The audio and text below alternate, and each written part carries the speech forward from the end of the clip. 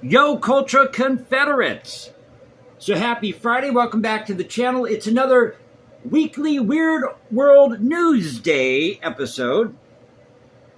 And I got some goodies for you. And thank you again for watching, subscribing, being a part of this thing called the Culture Confederacy. So what do we got here in my little treasure trove of oddities? Have you heard about the poisonous mushroom case in New Zealand?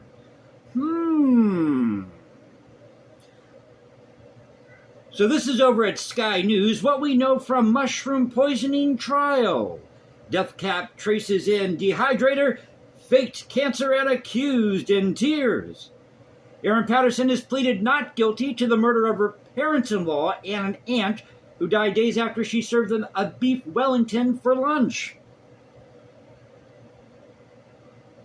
Australian woman accused of murdering her estranged husband's parents and an aunt by serving them a beef Wellington laced with poisonous mushrooms has given evidence in court, and she's claiming she didn't do it. I didn't do it. It was an accident. I'm sorry.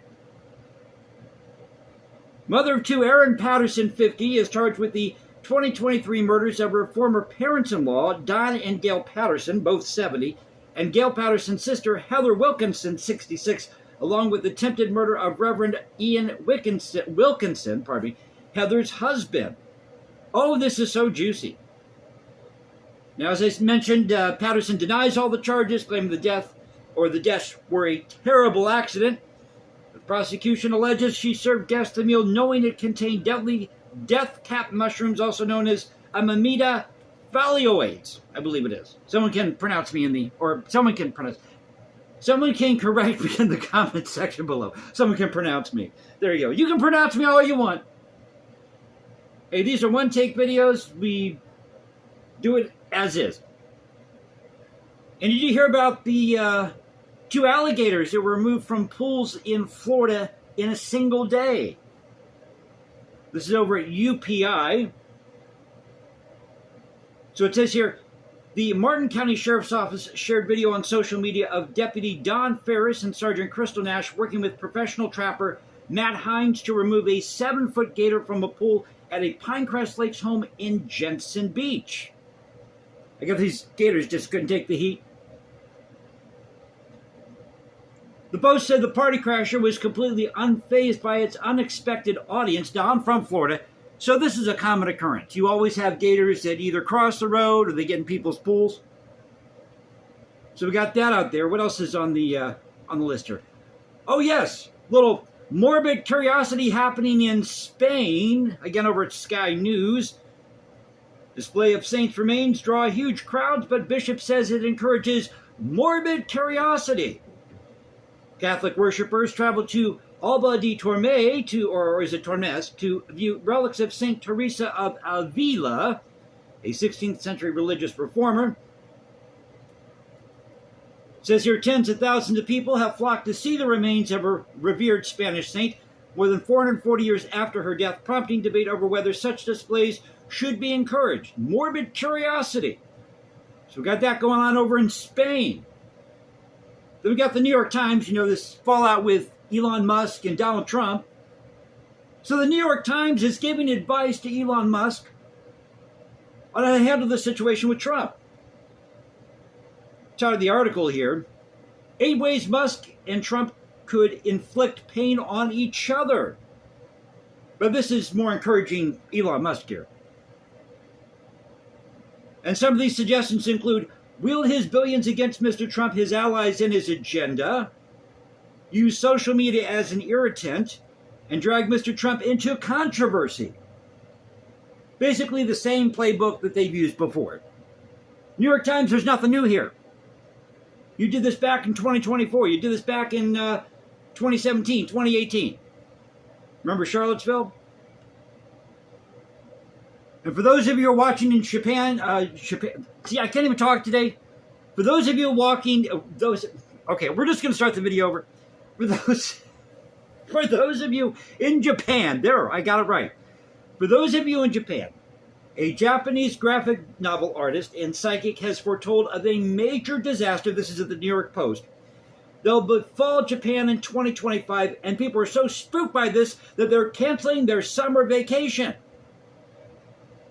Magna artist Rio Tatsuki has drawn comparisons to the blind Bulgarian mystic Baba Vanga, or is it Vanga, for eerily accurate predictions of global events, which have included everything from the deaths of Freddie Mercury, Princess Diana, to COVID-19, etc.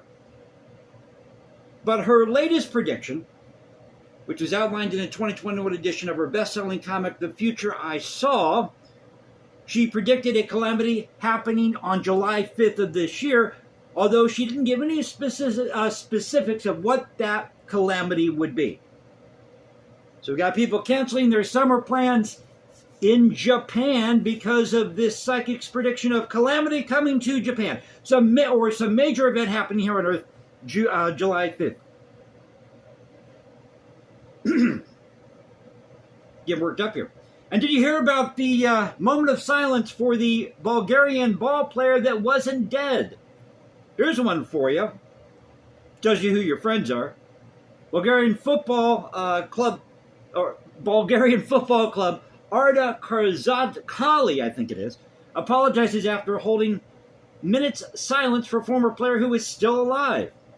When officials realized their mistake, they said they wished their former player many more years of good health. Well, we held this moment of silence for you. We thought you were dead. But now that you're not dead, we're going to wish you great health and many more years of life. Many more years to come. Now, Arda Karzadkali, which is located in the southern Bulgarian town of Karzadkali and playing in the country's top division, held a minute's silence in honor of Petko Ganchev, I believe it is, or Ganchev, before Sunday's game against Levski Sofia. Can't even say these names. Maybe I should brush up my Bulgarian. Both teams lined up near the center circle before kicking off in the 1-1 draw, bowing their heads to mourn Ganchev. Pardon me again. But before the match was over, Arda posted on their Facebook page saying they had received wrong information about Ganchev's death. Quote, the management of PFC Arda would like to express a huge apology to former Arda player Petko Ganchev and his relatives after the club received wrong information about his death. So that's the news that's out there, all these odd news stories I want to share with you on Fridays from now on. That's what we're doing. So I hope you enjoyed the video. Another weekly Weird World News Day. Let me know what you think in the comment section below, and you can find me at Instagram, #JasonComposes. Go to X, Culture Confederacy, Culture Confed1 on X. Find me at Substack. This is the Culture Confederacy saying peace out. Stay safe, everybody. My voice is going today. And I'll catch you next time. Y'all have a great Friday. Take care.